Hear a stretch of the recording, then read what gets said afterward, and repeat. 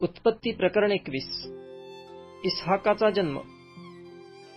यानंतर परमेश्वराने आपल्या म्हणण्याप्रमाणे सारेवर अनुग्रह केला आणि तिला दिलेले वचन पुरे केले. सारा गर्भवती झाली. देवाने सांगितलेल्या समयी अब्राहामाला म्हातारपणी तिजपासून मुलगा झाला. अब्राहामाला सारेपासून मुलगा झाला, त्याचे नाव त्याने इसहाक ठेविले. अब्राहामाने आपला मुलगा इसहाक 8 दिवसांचा झाला तेव्हा देवाच्या आज्ञेप्रमाणे त्याची सुंता केली. इसहाक झाला तेव्हा अब्राहाम 100 वर्षांचा होता. सारा म्हणाली, देवाने मला हसविले आहे. जो कोणी हे ऐकेल तो माझ्याबरोबर हसेल. ती आणखी म्हणाली, सारा मुलास पाजील असे अब्राहामास कोण म्हणाला असता? पण त्याच्या म्हातारपणी मजपासून त्याला मुलगा झाला आहे. हगार आणि इश्माएल ह्यास घालवून देणे. तो बाळ मोठा झाला तेव्हा त्याचे दूध तोडले. इसहाकाचे दूध तोडले त्या दिवशी अब्राहामाने मोठी मेजवानी दिली. हगार मिसरीणीस अब्राहामापासून झालेल्या मुलाला खिदळताना सारेने पाहिले. तेव्हा ती अब्राहामास म्हणाली, या दासीस व हिच्या मुलास घालवून द्या. माझा मुलगा इसहाक याचबरोबर या दासीचा मुलगा वारस नसावा. अब्राहामास आपल्या मुलासंबंधी ही गोष्ट फार वाईट वाटली.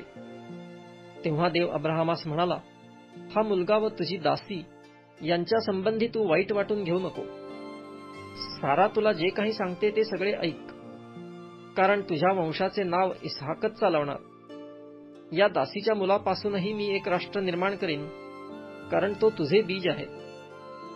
नंतर अब्राहामाने मोठ्या पहाटेस उठून भाकरी व पाण्याची मसक आणून हगारेच्या खांद्यावर ठेविली आणि तिचा मुलगा तिच्या हवाली करून तिला रवाना केले.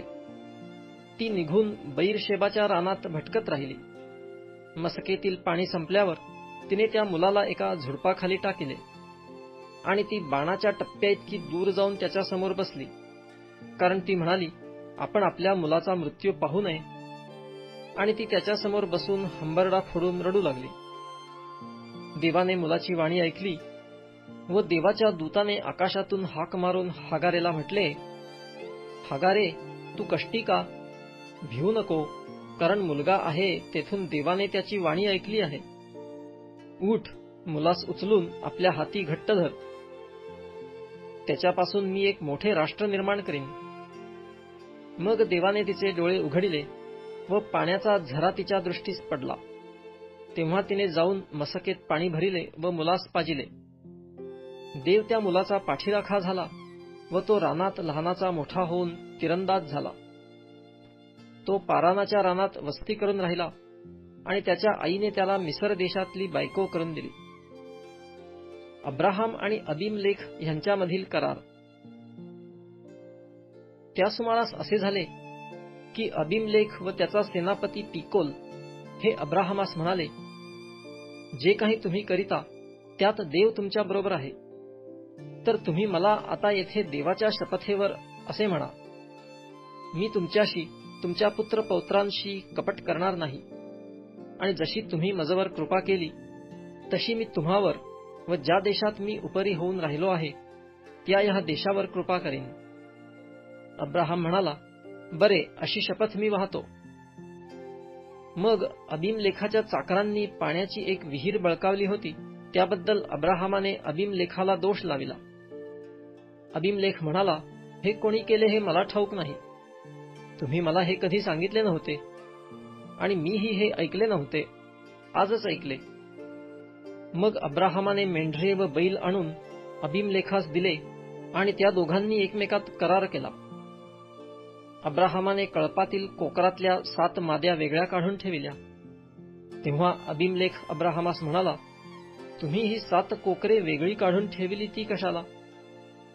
तो म्हणाला, तुम्ही ही 7 कोकरे माझ्या हातून घ्यावी, म्हणजे ही विहीर मी खणिली आहे अशी माझ्या बाजूने साक्ष पटेल.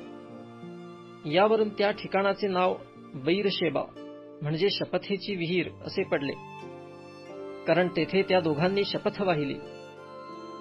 बैरशेबा येथे त्यांनी करार केल्यावर अबीमलेख व त्याचा सेनापती पिकोल हे निघून पलिष्ट्यांच्या देशी परत गेले.